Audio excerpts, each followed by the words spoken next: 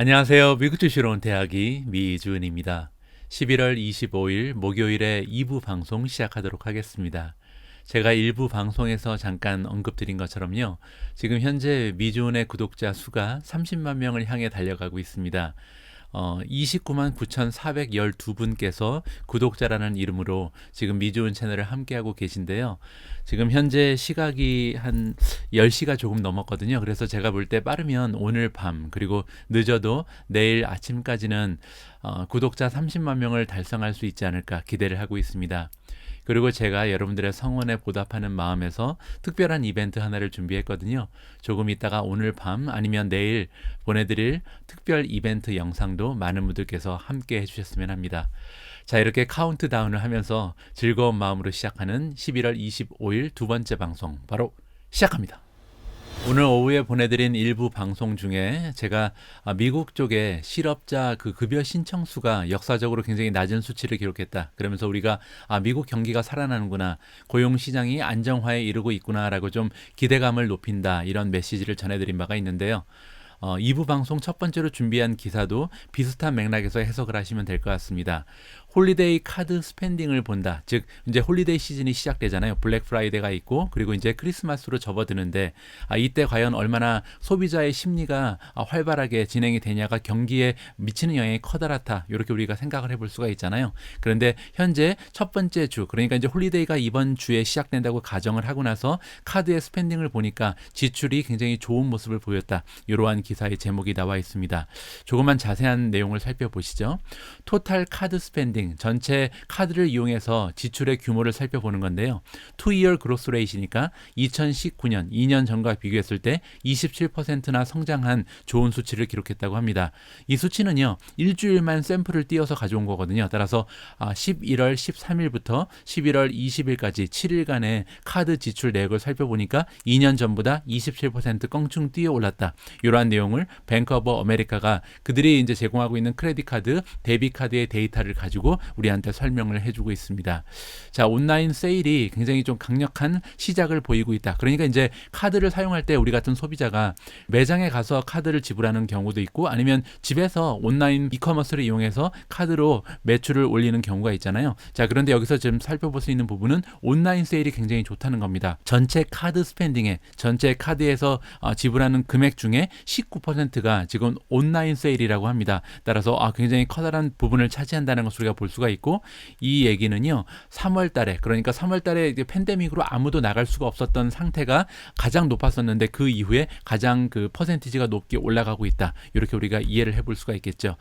이 부분은 상당히 커다란 의미가 있습니다. 왜냐하면 많은 전문가들 그리고 투자자들이 이커머스는 잠깐 반짝하고 없어질 것이다, 추세가 지속되지는 못할 거라고 얘기를 하고 있는데, 지금 보시는 것처럼 2020년 3월 이후에 가장 최고의 온라인 세일 수치, 그 점유율을 보여주는 거잖아요. 따라서 굉장히 좀 의미가 있는 수치라고 생각하면 좋을 것 같고요. 카드 낫 프레젠트라는 게 이제 온라인을 얘기하는 건데, 온라인을 이용한 카드 지출 규모가 2020년보다 오히려 앞서 나가고 있다. 그리고 2019년에 비하면 무려 77%나 성장한 수치라고 합니다.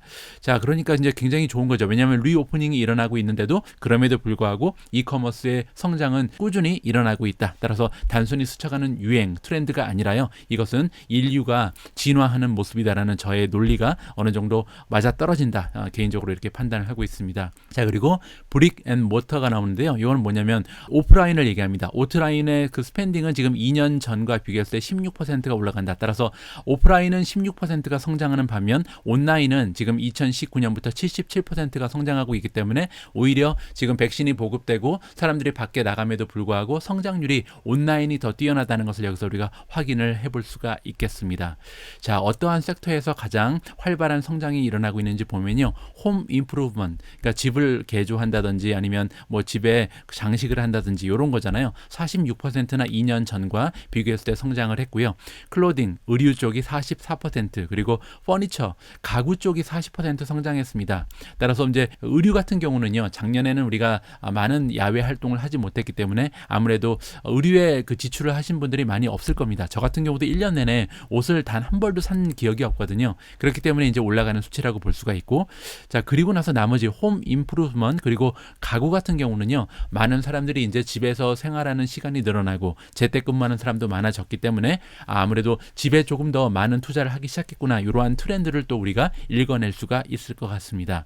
자, 여행 쪽의 지출 규모를 보면요, 노말되고 있다. 그러니까 정상적으로 돌아오고 있다는 거죠. 따라서 오히려 집에 돈을 더 많이 쓰고 있고 여행 쪽이 갑자기 급등하지는 않고 있다는 것을 우리가 살펴볼 수가 있겠습니다. 2019년에 비해서 그 숙박 쪽이 21% 늘었고요. 그다음에 항공 쪽이 2%밖에 늘지 않았습니다. 레스토랑 바가 24%, 그로서리 스토어 식료품이 12%, 디파트먼트 스토어 백화점이 10% 정도. 그래서 지금 전반적으로 미국의 경기가 굉장히 좀 올라가고 있구나라는 것을 이번 기사를 통해서 살펴볼 수가 있는데요.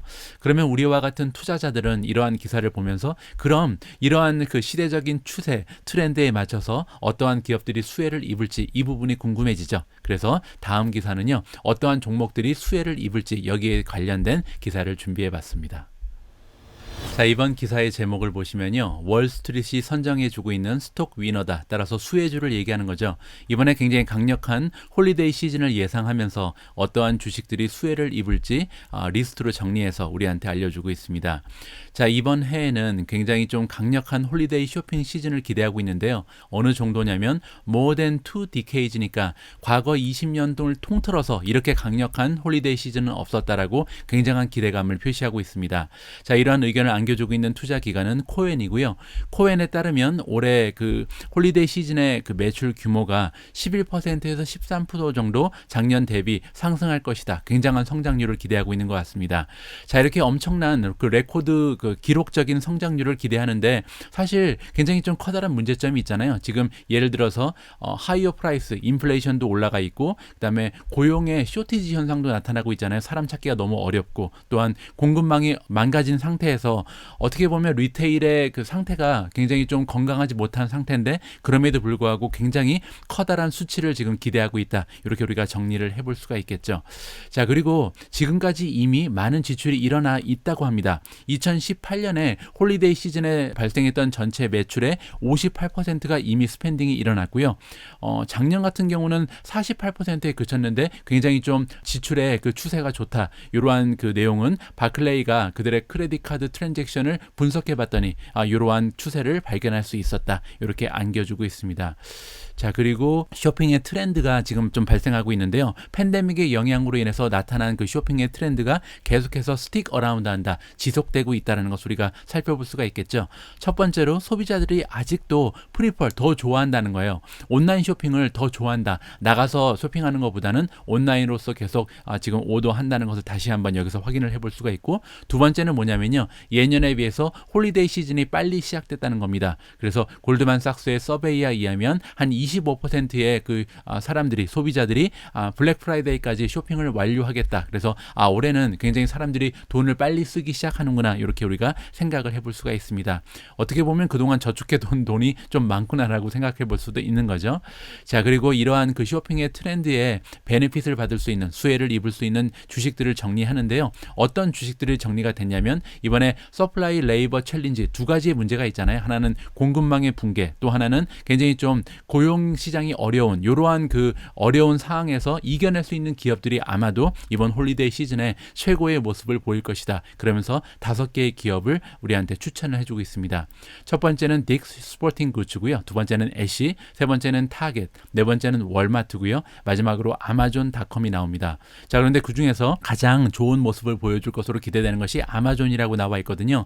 왜냐하면 전체 US, 미국 쪽의 이커머스의 40%를 차지하는 것이 아마존이고요. 그 JP 모간에 따르면 이 아마존을 좋게 보는 이유가 첫 번째로 풀필먼트 네트워크, 그러니까 배송의 그 네트워크를 굉장히 최근 들어서 확장을 했습니다. 두 번째는 뭐냐면 그 시즈널 하이어링을 했거든요. 따라서 정규직도 굉장히 많이 뽑았지만 이번에 그 크리스마스 시즌을 대비해서, 블랙 프라이데이부터 크리스마스 그 홀리데이 시즌을 대비해서 상당히 많은 규모로 사람을 고용했다. 그렇기 때문에 굉장히 좀 안정적인 모습을 보일 수가 있다라고 우리가 기대를 해볼 수가 있습니다. 그래서 JP 모간이 아마존이 우리의 탑 오버럴 아이디어다. 따라서 이렇게 5가지 주식 중에서 JP 모간이 가장 좋게 선정한 주식은 아마존이다. 이렇게 우리가 깔끔하게 정리를 해볼 수가 있겠습니다. 홀리데이 쇼핑 얘기가 나온 김에 이번에는 럭셔리 브랜드, 명품 이야기를 좀 해볼까 하는데요. 기사의 제목을 보시면 모간 스탠리가 이번에 몇몇 주식의 그 이름을 선정을 해줬는데 어떤 주식들이냐면 이들은 럭셔리 브랜드다. 우리가 이제 흔히 디자이너 브랜드라고 부르는 명품을 얘기하는데요. 이런 명품 브랜드들이 최근에 메타버스로 활발하게 진출을 하고 있습니다. 그러면서 이들의 기업의 투자 가치가 올라갈 가능성이 있다라고 이야기를 하는데요. 굉장히 좀 재미있죠. 이 기사 역시도 함께 읽어보도록 하겠습니다. 자, 모간 스탠리의 애널리스트들이 이번에 몇몇 주식들을 선정을 해서 우리한테 알려주고 있는데 이들 기업들은 럭셔리 브랜드다. 명품 기업들이죠. 그런데 이런 명품 기업들이 메타버스 쪽에 굉장히 많은 관심을 최근 들어서 나타내고 있다고 합니다. 자, 그리고요. 이렇게 많은 명품 기업들 중에 하나의 주식이 굉장히 좀 특별하게 좋아 보인다고 합니다. 따라서 어떤 명품 기업이 이렇게 최고의 주식으로 선정이 됐는지 이 부분도 역시 이따가 공개를 해보도록 하겠습니다. 자, 조금만 내려가 보시면요. 더 인베스트먼트 뱅크라는 것은 모간 스탠리를 얘기하죠. 모간 스탠리가 믿기로는요. 메타버스를 이용한 게임이라든지 NFT는 여러분들 제가 여러 번에 걸쳐서 말씀드린 것처럼 논 펑저블 토큰의 약자잖아요. 디지털 자산이라고 보시면 되는데 디지털 자산이라는 것은 현실에 존재하는 것이 아니고 디지털 상에 존재하는 어떠한 물건이라든지 아니면 아트라든지 뭐 음악도 될 수가 있고요. 아니면 명품 역시도 가상현실에 나타나는 명품을 우리가 NFT라고 볼 수가 있겠죠. 그런데 예전에는 쉽게 복사가 가능하기 때문에 가치가 없었는데 최근 들어서는 이제 블록체인의 그 발전으로 인해서 NFT가 고유 변호, 그러니까 식별이 가능하다는 거죠. 따라서 이제는 이 NFT 역시도 가상현실에 존재하는 이런 디지털 자산들도 가치를 가질 수 있는 시대가 됐다. 이렇게 이해하시면 될 것 같고요. 이번에 모간 스탠리가 얘기하는 게 굉장히 흥미롭습니다. 2030년이 됐을 때 전체 그 명품 시장의 규모 중에 10%는 NFT가 될 것이다라고 예상하고 있습니다. 게임과 NFT라고 얘기하고 있죠. 이 얘기가 뭐냐면 나중에 명품 그 기업들이 만들어내는 전체 매출 중에 10%는 가상현실에서 기여가 될 가능성이 높다는 거죠. 10%가 엄청난 규모거든요. 여기 보시면 한 50빌리언 유로니까 500억 유로입니다. 그 정도의 매출이 이번에 그 가상현실에서 NFT를 통해서 발생할 가능성이 있다는 거죠. 근데 여기서 또 하나 굉장히 주목할 부분이 뭐냐면요. 프로핏은 25%가 올라갈 가능성이 있다고 합니다. 이게 왜 그러냐면 가상현실에서 판매하는 NFT라는 것은 비용이 굉장히 적죠. 거의 없다라고 봐야죠, 사실. 따라서 실제에서 판매되는 명품은 비용이 굉장히 높은 반면에 이 가상현실에서 판매되는 명품은 거의 비용이 지로에 가깝기 때문에 이렇게 인컴, 순이익에는 엄청난 향상을 도모시킬 수 있는 것이 이 명품 브랜드들의 가상현실, 메타버스의 진출이다라고 우리가 기대를 해볼 수가 있을 것 같습니다. 자, 그러면서 몇몇 그 명품 기업들이 이미 메타버스의 세계에 그들의 발을 담갔다라고 나와 있죠. 뭐 대표적인 예가 PVH라든지 토미 힐피거, 디오르, 팔페치도 나오네요. 팔페치는 사실 명품 기업이 아니라 명품을 판매하는 온라인 이커머스라고 보시면 될 것 같은데 이러한 기업들이 언급이 되고 있고요. 그뿐만이 아니라 우리가 잘 아는 버버리라든지 루이비통, DKNY, 랄프로렌 이러한 기업들도 이미 NFT를 활용을 해서 그들의 상품과 접목시키거나 아니면 광고에 활발한 진출을 이미 보여주고 있다고 합니다. 자, 그런데 이렇게 많은 명품 기업들이 메타버스에 진출하고 있는 상황에서 모간 스탠리가 보기에는요, 가장 좋은 기업이 하나 있는데 바로 프렌치 럭셔리 기업인 케링이라고 합니다. 케링이란 이름은 좀 생소하실 수도 있는데요. 여러분들 잘 아시는 구찌를 소유하고 있는 기업입니다. 따라서 구찌가 가장 좋아 보인다는 거죠. 그래서 구찌가 앞으로 이 메타버스의 세계를 이용해서 가장 좋은 매출을 창출할 그런 기업으로 선정이 됐다. 이렇게 우리가 정리를 해볼 수가 있겠습니다. 자, 앞으로 이 구찌를 비롯한 그 명품 기업들이 과연 메타버스에서 어떠한 형태의 비즈니스를 영위할런지는 우리가 좀 시간을 보고요. 계속해서 지켜볼 필요가 있을 것 같습니다. 메타버스라는 그 새로운 비즈니스 모델, 세상은, 플랫폼은 우리가 앞으로 투자를 진행하는 데 있어서 상당히 많은 섹터에 영향력을 행사할 가능성이 높다. 따라서 메타버스에 대한 우리의 공부도 지속적으로 이루어져야 된다고 개인적으로 판단을 합니다. 자, 이번에 함께 읽어볼 기사에는 빅테크 기업들, 즉 빵 기업이 등장을 합니다. 그리고 이번 기사에 역시도 모간 스탠리의 의견을 좀 따라가고 있는데요. 모간 스탠리가 조사를 해봤는데 액티브 펀드 그리고 패시브 펀드에 들어가 있는 그 홀딩을 조사를 해봤더니 빅테크들이 지금 현재 언더오운드 돼 있다. 언더오운드라는 것은요, 펀드에 부족하게 들어가 있다는 겁니다. 그래서 충분히 반영이 돼 있지 않기 때문에 향후에 주가가 상승될 가능성이 높다. 뭐 이러한 논리를 펼치고 있는데 조금 복잡 복잡하니까요. 제가 직접 기사를 읽어보면서 설명을 좀 차근차근 들어보도록 하겠습니다. 자, 여기 나오는 액티브 포트폴리오가 나오는데 우리가 펀드라든지 ETF를 구별할 때 두 가지로 보통 쉽게 구분을 하거든요. 첫 번째는 여기 나와 있는 액티브 펀드고요. 두 번째는 지수를 초정하는 인덱스 펀드라고 부릅니다. 인덱스 펀드는 뭐 대표적으로 S&P 500이라든지 나스닥 100을 추종하는 QQQ 그리고 SPY를 우리가 대표적인 예로 들을 수가 있잖아요. 여기 나와 있는 액티브 포트폴리오는 뭐 예를 들어서 캐시우드가 운영하는 아크인베스트의 ETF를 생각하시면 될 것 같습니다. 펀드 매니저가 직접 매달 아니면 매주 아니면 매일 계속해서 그들이 가지고 있는 포트폴리오의 종목을 사고 팔고 하면서 수입의 극대화를 노리는 것이 액티브 포트폴리오거든요. 그런데 지금 현재 액티브 포트폴리오를 살펴보니까 애플, 마이크로소프트 그리고 아마존이요. 어떻게 보면 S&P의 그 웨이팅보다 그러니까 그들이 원래 구성해야 되는 비율보다 적게 들어가 있다. 이렇게 지금 조사 결과가 나왔다고 합니다. 그리고 또 하나 중요한 게 뭐냐면 파지티브 코릴레이션이 있다. 코릴레이션은 이제 상관관계거든요. 자, 이렇게 그 액티브 펀드가 오너십이 떨어져 있다는 상황, 이 상황과 나중에 이렇게 떨어져 있을 때 퓨처 퍼포먼스, 미래의 주가의 흐름을 연결시켜 봤더니 보통은 시장 지수보다 이렇게 액티브 포트폴리오의 비중이 줄어들었을 때 미래의 주가 상승이 보여지는 경우가 굉장히 많았다. 이렇게 결론이 난다고 합니다. 그래서 지금 현재 저매수가 돼 있기 때문에 좀 매수 시점이라고 우리가 생각해도 좋다는 거죠. 모간 스탠리가 이번에 오너십 데이터를 살펴봤는데 탑테크 아까 얘기한 것처럼 빵 기업들을 살펴봤고요. 기준은 이제 3분기를 기준으로 했던 것 같습니다. 그랬더니 레코드 갭이 나왔다. 따라서 액티브 펀드의 비중과 패시브 펀드의 그 비중이 갭이 너무나 컸다는 거죠. 그리고 역대 가장 커다란 갭을 보이고 있다. 한 1%에서 2% 정도 차이가 난다. 이렇게 지금 우리가 이해를 해볼 수가 있고요.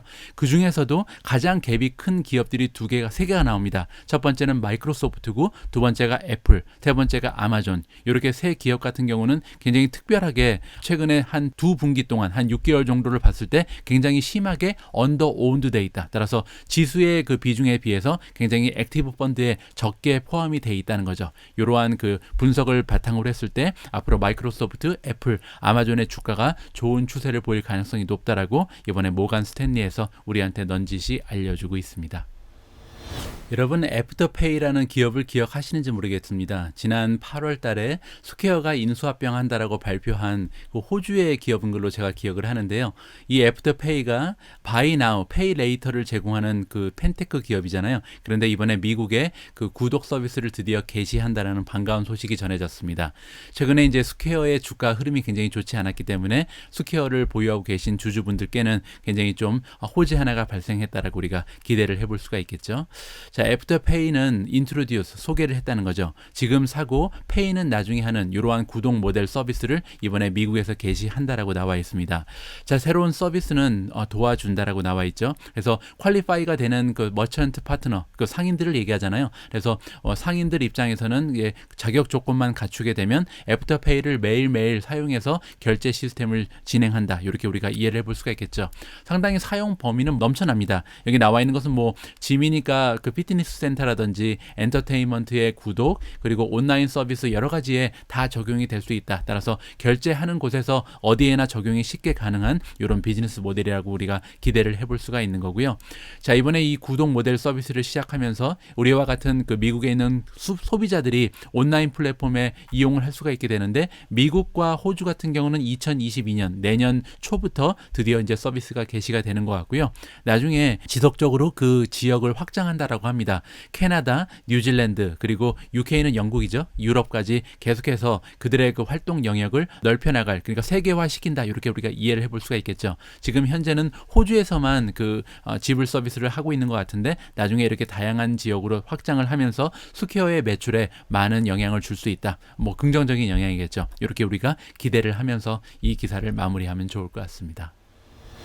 자, 이번에 퀄컴에서도 반가운 인수합병 소식이 들려왔는데요. 퀄컴이 인수하는 기업의 이름은 클레이 에어입니다. 과연 클레이 에어는 어떠한 기능을 선사할 수 있는지 직접 한번 기사를 통해서 살펴보겠습니다. 자, 클레이 에어가 has been acquired by Qualcomm. 퀄컴에 의해서 인수가 되었다. 따라서 이미 인수합병이 진행이 된 것 같습니다. 자, 클레이 에어는 어떤 기업인지 굉장히 궁금해지잖아요. 이 기업은 제공을 하는데 굉장히 좀 퍼포먼스가 높은 하드웨어 아그노스틱 솔루션이 아니다. 아그노스틱은 뭐냐면요. 필요가 없는, 그러니까 하드웨어가 없이 소프트웨어만 가지고 구동을 하는 이런 시스템을 제공하는데 어떠한 기능을 가지고 있냐면 핸드 트래킹이니까 우리의 손을 따라가고요. 그리고 제스처를 레코그니션한다. 우리의 움직임을 인식할 수 있다는 거죠. 그것도 실시간으로요. 따라서 우리의 움직임을 따라갈 수 있는 이러한 시스템을 구축하는 이러한 프로그램이다라고 생각하면 될 것 같습니다. 자, 커머셜 텀즈는 이번에 발표가 되지 않았다. 따라서 얼마나 많은 돈을 주고 이 클레어 에어라는 기업을 인수했는지는 우리가 알 수가 없습니다.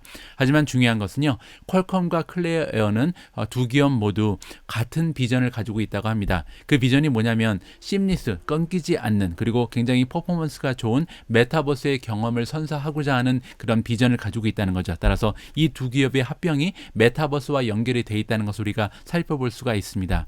자, 이번에 클레어 에어라는 기업을 인수하면서 퀄컴에 가지고 있는 그 테크놀로지가 있는데 어떠한 테크놀로지냐면 XR 테크놀로지 스택이라고 써 있잖아요. XR은요, Extended Reality를 얘기합니다. 우리가 보통 가상현실 그리고 이제 진짜 현실이 있잖아요. 이 두 가지를 통합해 준다. 이렇게 우리가 이해를 하면 좋을 것 같습니다. 따라서 가상현실과 실제 현실, 그 리얼리티를 합쳐서 만드는 확장현실이라고 보시면 되겠죠. 이런 확장현실의 기술력을 가질 수 있는 그 소프트웨어에 이번에 힘을 더해준다. 이렇게 우리가 기대를 하면 좋을 것 같고요. 그러면서 이제 여기서 강조하는 부분은 뭐냐면 핸들을 트래킹하는 거, 우리의 손을 따라가는 거, 그리고 우리의 움직임을 알아낼 수 있는 이런 기술력이 이 XR 테크놀로지에 굉장히 좀 필수적이다. 따라서 만약에 퀄컴이 그 메타버스의 추세에 발맞추어서 거기에서 존재감을 발휘하기 위해서는 핸드 트래킹과 제스처 리코그니션이 굉장히 중요한데 이러한 기능을 담당하고 있는 클레이 에어를 이번에 인수합병했다. 이렇게 우리가 정리를 하면 좋을 것 같습니다.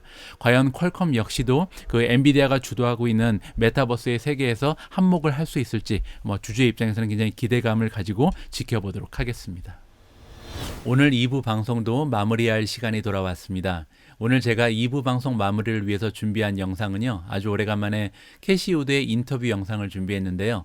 오늘 영상에서는 예전과 마찬가지로 우리가 4차 산업혁명을 이끌어 나가고 있는 성장 기업들에 투자해야 하는 투자 논리를 다시 한번 우리가 확인을 해볼 수 있는 기회를 마련할 것 같고요.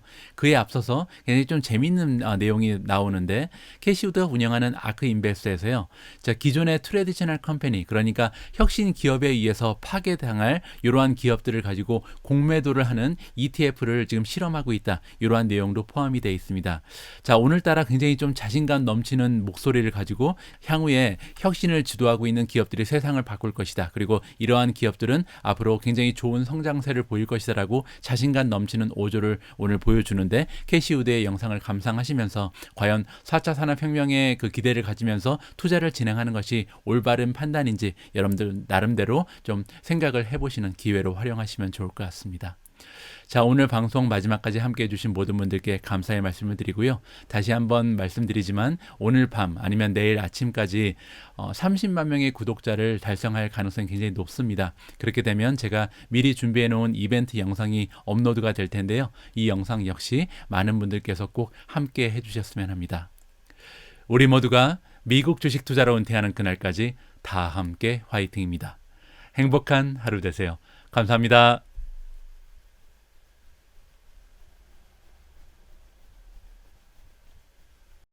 Do you have any plans or thoughts about adding short positions to one or more versions of your funds? Well, we have internally for employees only. We're testing out a portfolio, but it's really ARK on steroids, if you can believe that. We don't think we want to test it out on ourselves first and make sure that everybody keeps their eye on that 5-year investment time horizon, which is our time horizon, and doesn't pay attention to the day-to-day, because what we would be doing is shorting stocks that are in the big benchmarks.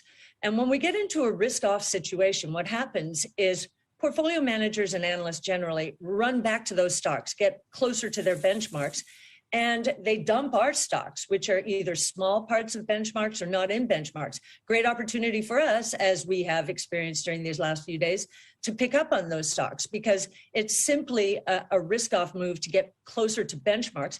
And by the way, we think the benchmarks are where the big risks are longer term, because they are filling up with value traps. Those companies that have done very well historically, but are going to be disintermediated and disrupted by the massive amount of innovation that's taking place. Just to give you one number there. Right now, we believe that innovation, truly disruptive innovation, is priced in the global marketplace, public markets, at roughly somewhere between 10 and $15 trillion. In 10 years, we believe that number will be 200 trillion. So it will go from a little more than 10% of global equity market caps to what we believe could be more than half. That's how much disruption is evolving thanks to DNA sequencing, robotics, energy storage, artificial intelligence, and blockchain technology, all of which are converging so that S-curves will be feeding S-curves. We are on the threshold of the most innovative period in history, bar none. You have to go back to early 1900s, telephone, electricity, and automobile to see anything like it. Kathy, you just mentioned that this new thing you're testing in-house, the idea of doing shorts too, would be like ARK on steroids. And I kind of already think of ARK as being on steroids. If you were to do this, you would potentially see some super big wins if you were right both on the long and the short. But if the thesis didn't work out, it seems like it could double the losses too. As you mentioned, people run away from the stocks that you guys like and go back to the benchmarks. If the companies did that again and you saw that, it could be going against you on both sides of it. Is that why you're testing it out in-house? Yes. This 5-year investment time horizon is critical. The next 5 to 10 years, we think, are going to be spectacular. Will there be volatility? As you say, ARK already is a volatile strategy. And that is why we say, keep your eye on the prize. 5 years, the world will look nothing like it looks today.